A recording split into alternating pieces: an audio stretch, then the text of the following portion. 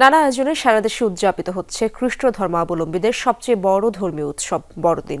বিশেষ প্রার্থনার মধ্য দিয়ে বিভিন্ন জেলায় গির্জাগুলোয় বড়দিনের সূচনা হয়। দেশের মঙ্গল ও সমৃদ্ধি কামনা করেন যীশু খ্রিস্টের ভক্তরা।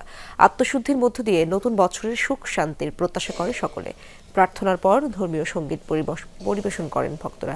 একে অপরের সঙ্গে কুশলাদি বিনিময় সহ নানা আনুষ্ঠানিকতা সম্পন্ন হয়। পরে কেক কাটার মধ্য দিয়ে শেষ হয় দিনের প্রথম ভাগের আয়োজন। এরপর চার্চগুলোতে রয়েছে প্রীতিভোজ। বিকেলে হবে সাংস্কৃতিক অনুষ্ঠান। আমরা এই দিনটাতে অনেক রান্না বান্না আয়োজন করি, সবাই খাওয়া দাওয়া করি, ঘোরাঘুরি করি, বন্ধু বান্ধব আত্মীয় স্বজন সবাই একসাথে একটা গেট টুগেদার হয়। অনেক আনন্দের, সারা বছর এই দিনটার জন্য আমরা অপেক্ষা করি। আনন্দের বিষয়, সকালবেলা উপাসনাতে এসেছি, বিশ্ব শান্তির জন্য প্রার্থনা করছি, দেশের জন্য প্রার্থনা করছি। দর্শক, বড়দিন উদযাপনের খবরাখবর জানবো। পাবনায় যেতে চাই আমার সহকর্মী কলিট তালুকদার সেখানে রয়েছেন। কলিট, প্রীতিভোজ কখন সেখানে এবং উৎসবে দিনভর আর কি কি আয়োজন রয়েছে?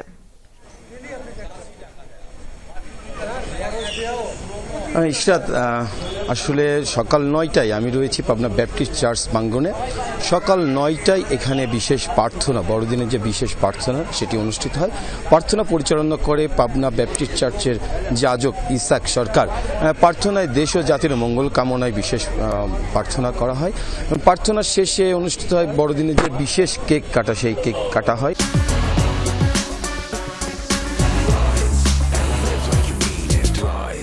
এবং তারপরে ছিল পিঠা পর্ব। এখন আসলে কিছুক্ষণ পরে অনুষ্ঠিত হবে প্রীতিভোজ।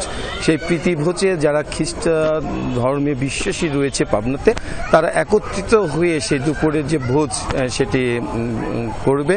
এবং এর আগে গতকাল অনুষ্ঠিত হয়েছে নগর কীর্তন, যে নগর কীর্তন খ্রিস্টীয় ধর্মে বিশ্বাসীদের প্রতিটি বাড়িতে বাড়িতে গিয়ে যে প্রভু যীশু খ্রিস্ট 25শে ডিসেম্বর জন্মগ্রহণ করেছিল মানব জাতিকে পাপ থেকে মুক্তির জন্য, সেই বার্তা আসলে প্রচার করে বিভিন্ন বাড়িতে বাড়িতে।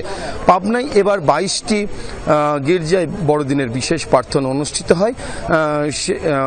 সবগুলো চার্চেই আসলে নিরাপত্তা ব্যবস্থা প্রশাসনের পক্ষ থেকে ব্যাপক নিরাপত্তা ব্যবস্থা নেওয়া হয়েছে।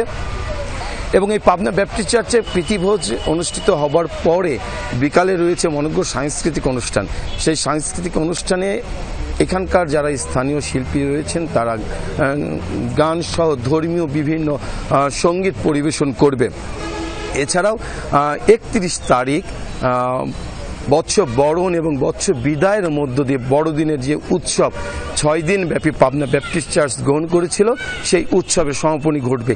এবং এই উৎসবটি শুরু হয় 20 তারিখে বর্ণাঢ্য শোভাযাত্রার মধ্য দিয়ে। সেই শোভাযাত্রার মধ্য দিয়ে যে প্রভু যীশু খ্রিস্ট এই মানব জাতিকে পাপ থেকে মুক্তির জন্য যে এই দিন জন্মগ্রহণ করেছিল, সেটি জানান দিতে আসলে পাবনা শহরে বর্ণাঢ্য শোভাযাত্রা হয়। আসলে আমি যদি বলি, যে পাবনা ব্যাপটিস্ট চার্চ খ্রিস্টান পল্লী রয়েছে, এই খ্রিস্টান পল্লীতে বিভিন্ন জায়গা থেকে যাদের আত্মীয় স্বজন পাবনার বাইরে থাকে কর্মক্ষেত্রে, তারাও ইতিমধ্যে এসেছে। আবার অনেকে এখান থেকে তার আত্মীয় স্বজনের বাড়িতে আসলে বড়দিন করতে গেছে। এইভাবেই আসলে বড়দিনটি উদযাপন হচ্ছে ব্যাপক উৎসাহ উদ্দীপনার মধ্য দিয়ে।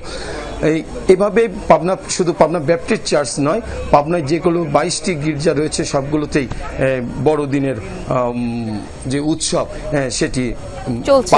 ধন্যবাদ আপনাকে কলিট।